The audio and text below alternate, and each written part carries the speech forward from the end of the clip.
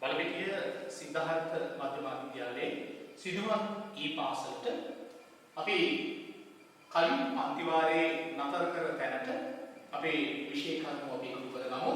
අපි කලින් සාකච්ඡාව නතර කළේ බැංකු සාරාංශය පිළිබඳව. මේ මතකයන් අපි නැවත වතාවක් ආවර්ජනය කරගත්තොත් හොඳයි කියලා හිතනවා. ඒ සුළු කොටසක් වෙන් කරගන්නවා අපේ මතකයට. අපි බැංකු සාරාංශය කියන එක එහෙම නැත්නම් බැංකු ප්‍රකාශනය කියන එක පිළිබඳව කලින් පාඩමේ අවසානයේදී සාකච්ඡා කළා. වාණිජ බැංකුවක් විසින් ගිණුම් හිමියන් ජංගම ගිණුමට අදාළව සිදු කර ගනුදෙනු වල තොරතුරු ඇතුළත් කරලා එවන ලේඛනය තමයි බැංකු ප්‍රකාශනය. ඔකට බැංකු සාරාංශය කියලා කියනවා.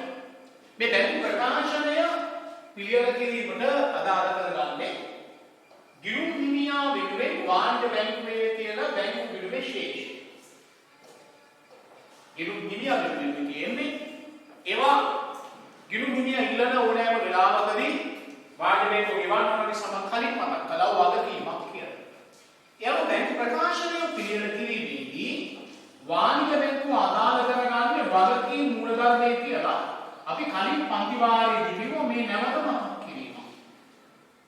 ඒ අනුව ඔබට මතක ඇති අපි බැංකු ප්‍රකාශනය පිළියෙල කරනකොට කිව්වා අදාළ කරගන්නේ වගකීම් මූලධර්මය ඕනෙම වගකීමක් බැර ඒ අනුව වැඩි වෙන දේවල් පිටපත් කරන්නේ බැරට අඩු වෙන දේවල් පිටපත් කරන්නේ හරට කියලා අපි පසුගිය පන්ති වාරයේදී සාකච්ඡා කළා. ඒ මතකයේ නැවත ගන්නවා නම් ගිණුමක තැන්පතු වැඩි වීම වාණිජ බැංකුවට වගකීමක් නිසා ඒ වාණිජ බැංකුව පිටපත් කරන්න බැහැ කියනකොට කියලා කිව්වා. ගිණුමක තැන්පතු අඩු වීම වාණිජ බැංකුවේ වගකීම් අඩු වෙන නිසා ඒවා පිටපත් කරන්නේ හරක කියලා කිව්වා. අපි ඔන්න ඔතනින් තමයි පසුගිය පන්ති වාරයේදී අපේ සාකච්ඡාව නිමා කළේ. දැන් මේ සාකච්ඡාවත් එක්ක අපි කතා කරන දේවල් අපි ඉගෙන ගන්න දේවල් ඇසුරින් බැංකු ප්‍රකාශනය එහෙම නැත්නම් බැංකු සාරාංශයක් පිළියෙල කරන්නයි අපි දැන් සූදානම් වෙන්නේ. පුතා පොඩ්ඩක් බලන්න අපේ අභ්‍යාසය තුල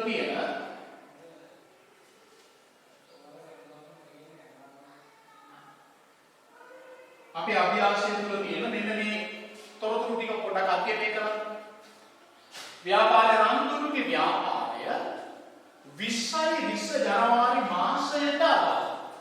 ජනවාරි මාසයට අදාළව ඉදිරිපත් කරන තොරතුරු පද්ධතියක් තමයි අපි දීලා තියෙන්නේ. එතන මුලින්ම කියනවා 20 1 දිනක බැංකු ප්‍රකාශනය පරිදි. ඒ කියන්නේ වාණිජ බැංකුව ව්‍යාපාරිකයට එවන බැංකු ප්‍රකාශනයට අනුව. එහෙම නැත්නම් වෙන වචන වලින් කියනවා නම් බැංකුවේ ගිණුම් පොත්වලට අනුව පවතිනවා මාසෙ මුල දිනට ශේෂය 35යි. එතකොට මේ තැන්පතුව මතක තබා ගන්න ඕන ගිණුම් හිමියා ඉල්ලන වෙලාවට වාණිජ බැංකුව ගෙවන්න ඕන. මා සාකච්ඡාව නැවත ආරම්භ කරනවා කලින් පාරේ මතකයකට. ඔබට මම කිව්වා බැංකු ප්‍රකාශනය පිළියෙල කරන්නේ වාණිජ බැංකුව. එහෙනම් මේක වාණිජ බැංකුව. මේ තැන්පතුව මේ ශේෂය වාණිජ බැංකුවට වගකීමක් බවට පරිවර්තනය වෙනවා. යනෝ මේක මතක තබා ගන්න ඕන බැර ශේෂයක් වෙනවා. ඊට අමතරව දීලා තියෙනවා ගනුදෙනු හතක්. මේ ගනුදෙනු හතේ අපි නිකන් දල වශයෙන් එක ගනුදෙනුව නිසා ගිණුමේ තැන්පතු වලට ඇති කරන බලපෑම ටිකක් කතා කරමු. බලන්න පළවෙනි ගනුදෙනුව මුදල් තැන්පත් කරලා තියෙනවා. මුදල් තැන්පත් කරාම ගිණුමේ තියෙන තැන්පතු වල වටිනාකම පෙරට වඩා මොකද වෙන්නේ? වැඩි වෙනවා. පෙරට වඩා වැඩි වෙනවා කියන්නේ බැංකු වගකීම් ප්‍රමාණය වැඩි වීමක්. ඒ නිසා මේ වැඩි වෙච්ච ගනුදෙනුව පිටපත් කරන්න ඕන කොහෙටද? බැංකු ප්‍රකාශනයේ නැත්නම් බැංකු සාරාංශයේ බැල.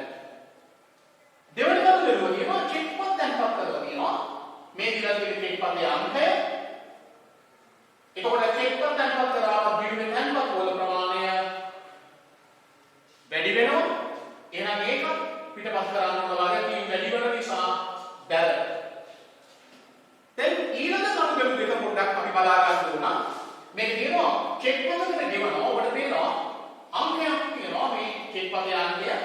52.66 ගෙවන රුපියල් 10000 මේකට ගෙවීම් කළාම බැංකුව ගෙවලා තියෙන්නේ. එතකොට ගිණුමේ තැන්පතු අඩුවීමක් වෙනවා. අඩු වෙනවා නම් පිටපත් කරන්නේ කොහේද කියන එක අපි දන්නවා. අඩු වෙන දේවල් පිටපත් කරන්නේ හරි. දැන් දුර පුතාලා බලන්න ඊළඟ කෙක්පත් අංකය 52.60. දැන් ඔබට වෙනවා කලින් මේක 66 මේක 60. මේ කෙක්පත් අපි නිකුත් කරන්නේ. අපි නිකුත් කරන කෙක්පත් වල අංක බොහෝ විට එක ළඟ අංක තමයි එන්නේ. ඒ නිසා ඒ කෙක්පත් 7000යි ඒ කෙක්පත් වාණ්‍ය බැංකුව ගෙවනවා. ගෙවුවම ගිණුමේ තැන්පතු අඩු වෙනවා. අඩු වෙනකොට බැංකුවේ වගකීම් අඩු වෙන නිසා ඒක පිටපත් කරන්න ඕන බැංකු ප්‍රකාශනයක හරහා. නැවත තියෙනවා ලාභාංශ ලැබෙනවා. ඔබට කියන ලාභාංශ ලැබෙනවා කියන්නේ ව්‍යාපාරක ලැබෙන්න තියෙන ලාභාංශ. ඒක සමහර විට වෙනත් ආයෝජන මාර්ගයෙන් ලැබෙන ප්‍රතිලාභයක් වෙන්න පුළුවන්. මේක ලැබුණම ඒක ගිණුමටයි ලැබෙන්නේ. ගිණුමේ තැන්පතු පෙරට වඩා වැඩි වෙනවා. එහෙනම් මේක පිටපත් වෙන්න ඕන කොහෙද මේක පිළිබඳ අවබෝධයක් තියෙන්න ඕන. ඒක පිටපත් වෙන්න ඕන. අපි බලමු උතන්ට දෙක පිටපත් වෙන්න ඕන කියලා. ඒක පිටපත් වෙන්න ගිණුමේ කොහෙද? දැරට පිටපත් වෙන්න ඕන. ගිණුමේ තැන්පතු වැඩි වෙනවා. වාණිජ බැංකුවේ වගකීම් වැඩි වෙන නිසා. ඊළඟට අපි අවසානයේ බලමු නැවත තියෙන මුදල් තැන්පතු වගේ. ව්‍යාපාරයේ මුදල් තැන්පත් කරනවා. එතකොට ගිණුමට රැස් වෙනවා. දුලප්තාල ගන්න ගිණුමේ තැන්පතු ලාගේ වැඩි වෙනවා. ඒ වැඩි වෙන කියන්නේ වාණිජ බැංකුවේ වගකීම් වැඩි වෙනවා. ඒ වැඩි වෙනවා නම් වාණිජ බැංකුව බැංකු ප්‍රකාශනයේ මේක පිටපත් කරන්නේ දැරට. බැංකුව ගාස්තුවක් අය කරලා තියෙනවා. සමහර වෙලාවට චෙක් පොත් දුන්නම චෙක් පොත ඉවර වෙනකොට චෙක් පොත වෙනුවට ගාස්තුවක් අය කරනවා. මේ බැංකු ගාස්තුව බැංකුව අය කරාම අපේ ගිණුමේ මේක අය කරගන්නේ. එන ගිණුමේ තැන්පතු අඩු වෙනවා. අඩු වෙනවා නම් බැංකුවේ වගකීම අඩු වෙන නිසා බැංකු ප්‍රකාශනය හරක පිටපත් වෙනවා. මම බැංකු ප්‍රකාශනය හදන්න කලින් දුලපුතාල කියලා දුන්නේ මෙන්න මේ ගනුදෙනු නිසා බැංකු ප්‍රකාශනයක් තුල ඇතිවන බලපෑම මොන වගේද කියන එක. දැන් අපි මේවා බැංකු ප්‍රකාශනය පිටපත් කරන්න යන්නේ මුලින්ම මේ විශේෂයෙන්ම අපි ගන්න ඕන අපේ ඉල්ලන දේ තොරතුරු සැලකිලිගෙන බැංකු ප්‍රකාශනය පිළිවෙල කරන්න කියලා කියන්නේ අපි දැන් බැංකු ප්‍රකාශනය පිළිවෙල කරන්න යන්නේ මෙන්න බැංකු ප්‍රකාශනය නැත්නම් බැංකු සාරාංශය කියලා කියන්න පුළුවන්. එහෙම නැත්නම් බැංකු ප්‍රකාශනය කියලා කියන වචනේ පාවිච්චි කරන්න පුළුවන්. පැහැදිලි? මෙන්න අපේ සාරාංශය දිනය විස්තරය අර බැල ශේෂ. සමහර වෙලාවට මේක හර කිරීම බැල කිරීම කියලා කියන්න පුළුවන්. ඒක කිසි ගැටලුවක් නැහැ.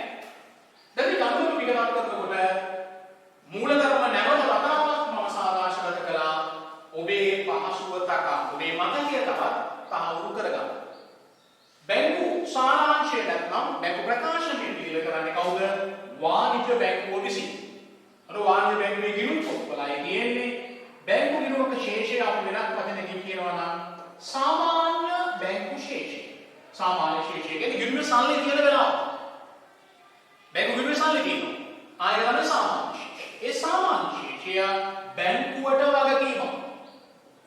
ඒ අනුව බැංකු ප්‍රකාශනය පිළිවෙල කිරීම සඳහා වාණිජ්‍ය බැංකුවක් විසින් අදාළ කරගනු ලබන්නේ වගකීම් පිළිබඳ මූලධර්මය. මේක තමයි ගිණුමේ උනාදාල කරන්නේ. අපි දන්නවා සෑම වගකීමක්ම බැල එන වැඩිවීම වගකීමක් වැඩි වෙන නිසා දැන වෙනවා මෙයාමයි මේ වැඩිවන්නේ. ඔබට තේරෙනවා වගකීම් බැල වැඩිවීමත් එයාම වැඩිවන්නේ. ඒ නිසා බැල අඩුවීම වගකීම් අඩුවීමක් නිසා හරන කරනවා. ඔය මූල ධර්මයටයි අපි අපේ ගිණුම් හදන්නේ. එනම් මම හිතනවා වාසයේ මුල දැන් දුලපුතාල මේ ආකෘතිය ගන්නවා ඉක්මනට මේ ආකෘතිය මුල් කරගන්න. කෙටියෙන් මුල් කරගත්තා නම් ඇති. මොකද අපි කාලයක් එක්ක මේ සටන යන්න ඕනේ. ඉතින් ඒ නිසා මේ පාඩම් කරනකොට ටිකක් අපි කාලය දැනගන්න ඕන කියන එක ටිකක් තේරුම් ගන්න ඕනේ. ඒ නිසා අපි කලින් පාඩමේදී නතර කළා බැංකු ප්‍රකාශනය. එහෙනම් දැන් බැංකු ප්‍රකාශනය හදයි කියන විශ්වාසය තියෙනවා නම් දුලපුතාල එහෙම ආකෘතිය ඇදලා තියාගන්න ඕනේ. ඉදිරි පාඩම්වලදී එහෙම ඉදිරියට මේ දේ තමයි වෙන්නේ කියන එක පිළිබඳ අවබෝධයක් ටික ටික දැන් පිටවලට එන්න ඕනේ. එහෙනම් මේක අපි හදමු. මුලින්ම පටන් ගන්න ඕන ශේෂය ඒ කියන්නේ මාස මුල දිනට බැංකු ගිණුමේ ඉතිරි වෙච්ච වටිනාකම මේකට ඕනනම් ඉදිරියට ගෙනාවා කියලා මේ වචන ලියන්නත් පුළුවන්. ශේෂය කවුරු හෝ ඉදිරියට ගෙනාවා කියන වචන ගොඩියා ශේෂය කියලා ලියුවා කියලා ලකුණු අහිමි වෙන්නේ නැහැ. ශේෂය කොච්චරද කියලා අපි අභ්‍යාසයේ බලමු. අපි ශේෂය කීයද කියලා අභ්‍යාසයේ බලන්න උනා. කියන්නේ රුපියල් 35000යි. එනවා අපි ඒ 35000යි ඇතුළත් කරන්න යන්නේ ශේෂය කියනකොට ඔන්න 35000 ඇතුළත් කළා. සත ඇතුළත් කරන්න පුළුවන් නම් කමක් නැහැ. ඇතුළත් නොකරත් වරදක් නැහැ. සත නැති නිසා මම රාම් විලාසම් දුන්නේ. ප්‍රායෝගිකව ඉතින් සත ගණන් දෙනවා. හොඳයි. දැන් මේක හදනකොට වැඩි වෙන දේවල් ඉස්සර වෙලා අපිටපත් කළ යුතුය.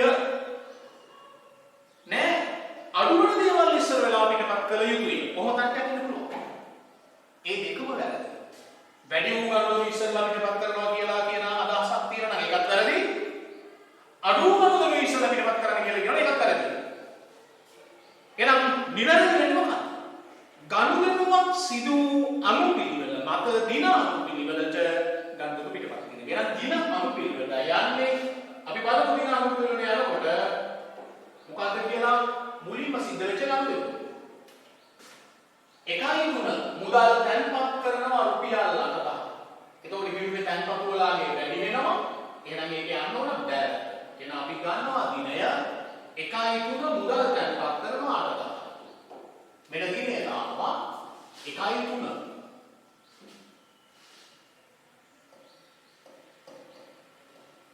තැන්පත් කරන්නේ මුදල් නිසා මුදල් කියලා ලියන්න වටිනාකම 8,000යි තැන්පත් කරනකොට අපි දැන් ඉගෙන ගන්න දෙයක් තියෙනවා තැන්පත් වැඩි වීම බැරට යන්නේ. ඒ කියන්නේ මම මේ දක්වන්නක් උදාහරණේ මතකයේ වැඩි කරගන්න. එහෙම නැත්නම් බැංකු ප්‍රකාශනයක ඒව ලකුණක් නැහැ. වැඩි වෙන දේවල් වෙන්නේ මෙනාලු වෙන දේවල්. දැන් වැඩි වීමක් මේ එහෙනම් එක පිටපත් වෙනවා බැර තීරුවට 8,000. දැන් ගිණුමේ ශේෂය කියන්නේ මේ 35000ට 8,000 එකතු වෙන්නේ. 35000ට 8,000 එකතු වුණාම කියලා 35000යි 8,000යි 43000. ඔන්න ගන්න. අපි යනවා ඊළඟ ගන්න. බලන්න යනවා. දෙවෙනි ගන්න දැන් පළවෙනි එක අපි කරලා ඉවරයි. ශේෂයක් ගත්තා මෙන්න මේ. 1.10. චෙක් පතකුයි දැන්වත් කරලා තියෙන්නේ. චෙක් පතයගේ 14.73 1.10 වෙනිදා 14.73 12. ඔන්න අපි ඒක ගන්නවා 1.10 වෙනිදා චෙක් පතේ අංකය 14.73 14.73 අපි අගේ අමතක නම් නැවත බලමු අභ්‍යාසයෙන් අගේ කීයද 12. 14.73 12යි තැන්සතුවක් තියෙන්නේ. එහෙනම් වැඩි වීමක් දැර තීරුවට එනවා. දැන් මේ ශේෂය ඒකට 12000 එකතු වෙනවනේ වැඩි වෙනවනේ. මේක 12000 එකතු වුණාම මේක ඉහළ යනවා 55000. දැන් කොහොමද ගන්නේ මේ චෙක් පතේ අංකය ඊළඟට චෙක් තැන්පත් කියලා ලියන්න පුළුවන්. එම ලියුවා කියලා ලකුණු අහිමි කරන්නේ නැහැ. එම ලියුවා කියලා වැඩියෙන් ලකුණු දෙන්නේ නැහැ. මෙහෙම ලියුවා කියලා ලකුණු අහිමි කරන්නත් බෑ. ඇත්තටම බැංකු ප්‍රකාශනයක තියෙන ඔය විදිහට. හොඳයි අපි යනවා ඊළඟ ගණුවෙකට ඔබ වාරේ. චුට්ට බලන්න තුන්වෙනි ගණුව මොකක්ද කියලා. 1.16 වෙනිදා ගෙවීමක් කරන්නේ 52.6 චෙක් පත අංකය 10. 1.16 52.6 10යි. ඔන්න අපි එනවා දිනය ගන්නවා 1.16 52.66 එක් පතේ අංකය ගෙවනවා. ගෙවුවම තැන්පතු අඩු වෙනවා කියන වගකීම අඩු වෙන නිසා මෙන්න මෙතන 10 තියෙනවා. දැන් දුර පුතාලා කල්පනා කරනවා ගෙවුවනකොට අපි මේක ණය ගෙවීමක් වෙන්න පුළුවන්. සමහරවිට වියදමක් වෙන ගෙවීමක් වෙන්න පුළුවන්.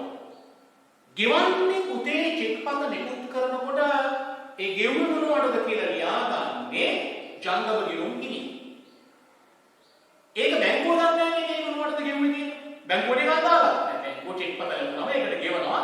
චෙක් පතේ අංකය තමයි වටිනාකමත් එක්ක සටහන් කරගන්නේ. හරි ඒ නිසා මෙතන ගෙවුම මොනවටද කියලා කියන්න අත්‍යවශ්‍ය නැහැ. දැන් 10000 ගෙවුම කියන්නේ මේ ශේෂය 10000 අඩු වෙනවා.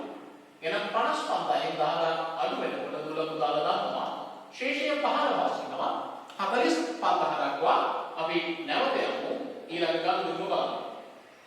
ඊළඟ ගනුදෙනුව තියෙන්නේ නැවත ගෙවීම 1.20 52යි 67 ගෙවනකොට දැන්පත් අඩුවීමක් එනම් අරට යන බව ගන්නවා 1.20 දිනය 1.20 චෙක් පතේ අංකය 52යි 67 මට අගය අමතකයි එහෙමනම් ඕ වෙන විදිහකින් අපිට මේ අගය තවදුරටත් සොයා ගන්න ඕන නම් අපි කරන්න ඕන නැවත අභ්‍යාස පොඩක් බලන්න. ඊළඟේ 7 තමයි අපි පිටපත් කරගමු. 7 ගෙවීමක් එනකේ ඕන ගෙවුවම දැන්පත් අඩු වෙනවා. අඩු වෙන දේවල් බැංකුව වගකීම් අඩු වෙන නිසා බැංකු ප්‍රකාශනයක හරම යන්නේ. ඔන්න 7 හදන්න. දැන් මේ 45යි මේ 7 අඩු වෙන්න ඕන. උත්තරයක් එනවා. ඊයර 38 බැරි නම් පැත්තකින් මේක ලියලා අඩු කරලා ගන්න. හොඳයි. අපි දැන් අභ්‍යාසයට යනවා. ඊළඟ අඩුව බලන්න. ඒක කියන්නේ ලාභාංශ ලැබෙනවා 1.24 ලාභාංශ ලැබෙනවා 5. කොහෙටද මේ ලාභාංශ ලැබෙන්නේ? අපට ලැබෙන්න තියෙන ලාභය බැංකුවට එනවා කෙලින්ම. ඕකට කෙනෙක් නම් තියෙනවා අපි තව ඊට වෙන කතා කරමු. ලාභාංශ ලැබෙන්නේ 5000යි 1.24 සටහන් කරමු. දිනේ ගන්න 1.24 ඒක තියෙන්නේ ලාභාංශ කියලා. ලැබුණා ගිහින් දැන්පත් වැඩි වෙනවා. වැඩි වීම පිටපත් වෙන්න ඕන. දැරති උඩ බැංකු වගකීම් වැඩි වෙන නිසා 38,000 මේ 5000 එකතු වෙනවා ඔබට පේනවා එකතු වෙනවා පේනවා 38,000 5000 එකතු වුණාම 43000 දක්වා ඉහළ යනවා. හොඳයි අපි ඊළඟ ගණනුවට යනවා බලන්න. ඒකේ තියෙනවා මුදල් තැන්පත් කරලා 1.27 15යි මුදල් තැන්පත් කරන්නේ 1.27 වෙනිදා තැන්පත් කළාම මුදල් කියලා ලියුවම ප්‍රමාණවත් තැන්පත් කරාම කිව්වේ තැන්පත් වැඩි වෙනවා. ඒක බැංකුවේ වගකීම් වැඩි වීම එනම් බැලට යන්නේ තැන්පත් කර මුදල 15000යි ඒ කියන්නේ 43000ක ශේෂයට තව 15000 දුලපුකාර එකතු වෙනවා. 43000 15000 එකතු කරලා බලන්න උත්තරයක් ලැබෙයි 58000ක ලෙස. හොඳයි අපි බලනවා ඊළඟ ගණන.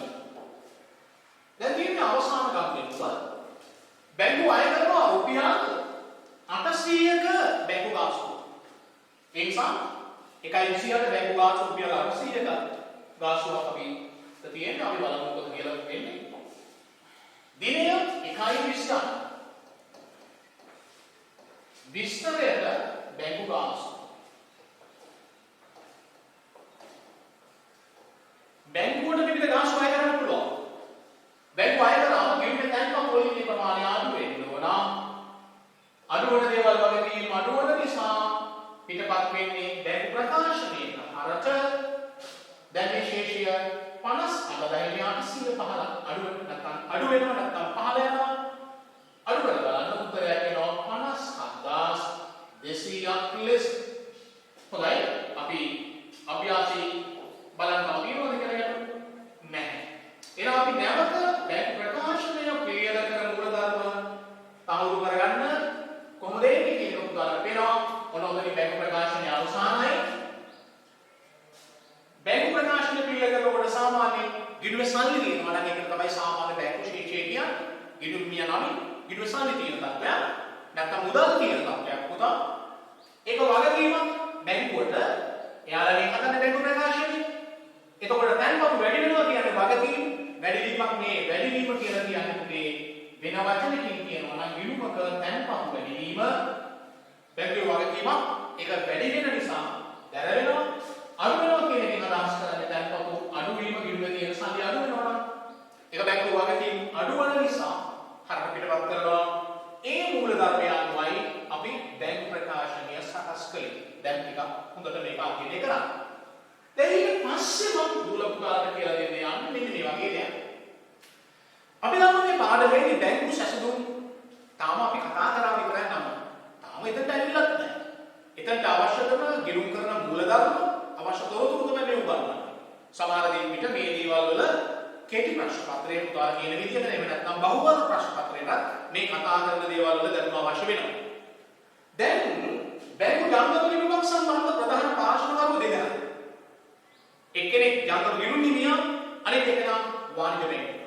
මේ දෙන්න ගිණුම් තියන්නේ කොහොමද කියන එකේ මෙතෙක් කතා කර සියල්ල ඔන්න මම මේ විදිහට සාරාංශගත කළා. මේක වැදගත් දුර පුතාලාට අර අපි කතා කරපු දේවල් ඒ කියන්නේ පසුගිය පාඩම් වාරයේ සහ අද ආරම්භයේදී සාකච්ඡා කළ දේවල් සියල්ල මෙන්න මම සම්පූර්ණණය කරා මේ විදිහට. ටිකක් බලන්න.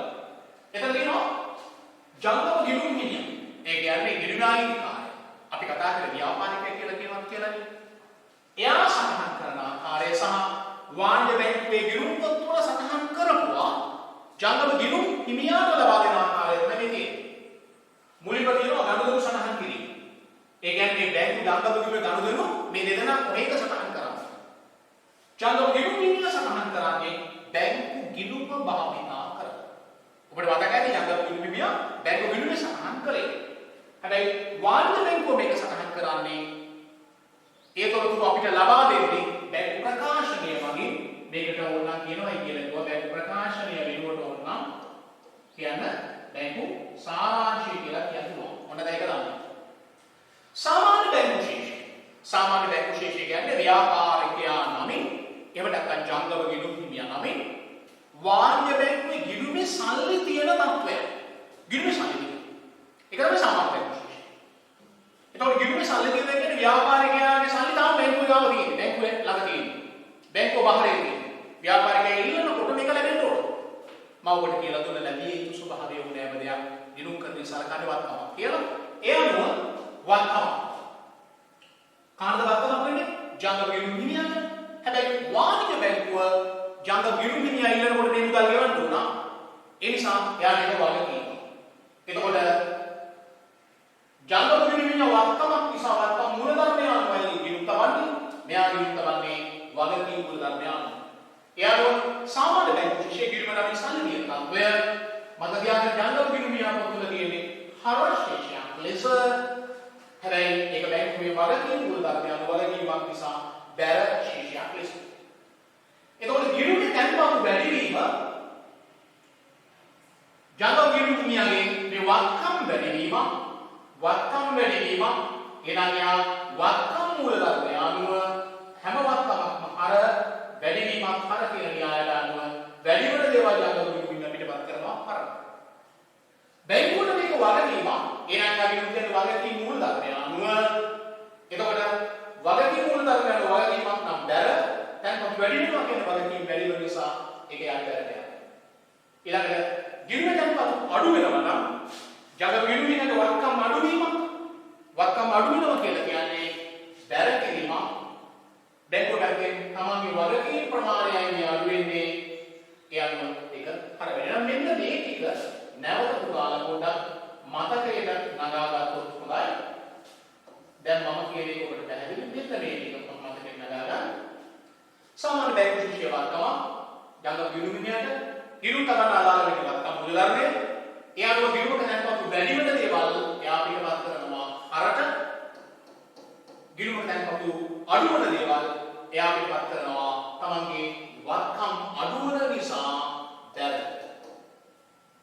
බැංකුව වගකීමක් තමන්ට ඒ නිසා වගකීම් නිසා බැර ස්වභාවයේ තියෙන විශේෂය තැන්පත් වැඩි වෙන දේවල් බැංකුව දාන්නේ බැරට. තැන්පත් අඩු වෙන දේවල් බැංකුව දාන්නේ අරට. ඒක ඔබට පේනවා දෙදෙනාම මේක කියනවා. අපි මේ ඉලක්කම කිව්වොත් සරලව වැඩි වීමේ අගය අපි හිතමු 10000ක් වූ ගනුදෙනුවක් තිබෙනවා කියලා. කොමන හෝ ගනුදෙනුවක් නිසා බැංකු ගිණුමේ ශේෂය 10000කින් වැඩි වුණා. දැන් එවැනි ගනුදෙනු පිළිබඳ අවබෝධයක් කියලා පුතාලට තියෙනවා අපි කලින් කරපු නිසා. ඒ වැඩි වීම නිසා බැංකු ගිණුම මේක හරට තියෙනවා. ඒ ගනුදෙනුව වැඩි වීමක් නිසා බැංකු සාරාංශය නැත්නම් බැංකු ප්‍රකාශනයේ ගනුදෙනු වලින් බැරට. ඒ කියන්නේ අපි වැඩි වෙන දේවල් හරට ලියුවා නම් බැංකුව වැඩි වෙන දේවල් බැරට ලියනවා. ඒ කියන්නේ අපි ලියනවා බැංකුවක්. මේක හරියට ළමයින්ට කියනවා ඔන්න මම දැන් ඔබට පේනවා විද්‍යාවේ කියන කණ්ණාඩිය ඉස්සරහා බලනකොට පාර්ශ්වික අපවර්තන අනිත් පැත්තට මේ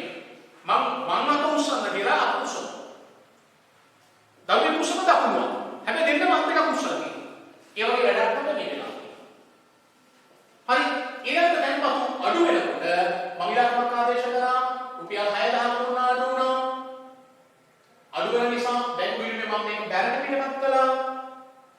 බැංකුවේ වගකීම් අඩු වෙන නිසා බැංකුව මේක හරට පිටපත් කළා. දැන් ඔබට පේනවනේ දෙන්නම සටහන් කරන්නේදී ඒ නිසා අඩු වෙන දේවල් බැංකු විනිමයේ ගන්න ගිණුම් හිමියා නැත්නම් ව්‍යාපාරික බැරට පිටපත් කරනකොට බැංකුව වගකීම් අඩු නිසා හරට පිටපත් කරනවා. එතකොට අපි වැඩි වෙන දේවල් හර කරනකොට බැංකුව ඒවා බැර කරා බලන්න මෙන්න මේ සටහන. එතකොට ඔබට මේ කියන දේ තව ටිකකින් පැහැදිලි වෙයි. අන්න බලන්න දැනලා කියන දේ. මොකක්ද? අපි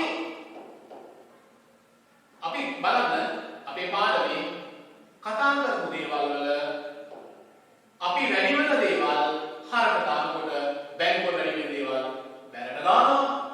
එහෙම නැත්නම් අපි හර කරොත් බැංකුව බැර කරනවා. අපි බැර කරොත් බැංකුව හර කරනවා. ගිණුම් කියන දේ අර මූලධර්ම අනුව මේ වෙනස වෙන්නේ.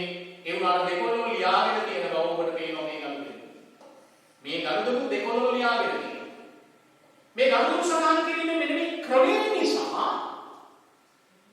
සමහර වෙලාවට බැංකු විනිමයේ ශේෂයයි බැංකු සාරාංශ ශේෂයයි අසමාන වෙනවා කියලා හිතන්න එපා. ඒක වැරදි. ඒක දෝෂයක්. එමෙ හිතාගත්තු ලොකු දෝෂයක් ඔබ කරගන්න. ඒ කියන්නේ අපි වැඩි වෙන දේවල් හර කරනකොට බැංකුව වැර කරනවා. අපි අඩු වෙන දේවල් හර කරනකොට අපි වැර කරනකොට බැංකුව ඒ දේවල් හර කරනවා කියන න්‍යායයට යන්න එපා. ඒක නිසා මේක අසමාන වෙනවා කියලා හිතන්න එපා කියලා මම කියන්නේ. අසමාන වෙන්න බලපාන හේතු මොනවද කියන එක තමයි පුතේ අපි ඊළඟ ඒකකේ ඉගෙන ගන්න තියෙන්නේ. ඔබට තේරෙනවා මෙන්න අපි මේ ඉගෙන ගන්න යන්නේ වැඩි තත්ත්වයක්. එතකොට මේ පිළිබඳව ඔබට උගන්වන්න වෙනවා ජංගම ගිණුම් හිමියාගේ බැංකු විනිමය ශේෂය සමග. ඒ කියන්නේ මෙන්න මේ විනිමය ශේෂය සමග. වාණිජ බැංකුවේ බැංකු ප්‍රකාශනයේ වාණිජ බැංකුවේ වල අපට බැංකු ප්‍රකාශනයේ ශේෂය අසමාන වෙන්න බලපාන හේතු තියෙනවා. ඒ හේතු අපි හඳුනාගන්නේ කොහොමද කියන එකයි අපිට සාකච්ඡා කරන්න තියෙන්නේ. ඉතින් අපේ කාලය දැන් ටික ටික අපෙන් ඈත් වෙලා යනවා. ඒ නිසා අපි බලමු විදියට අපේ කාලය ටිකක් කල්පනාකරණය කරගෙන වැඩි කරගන්න.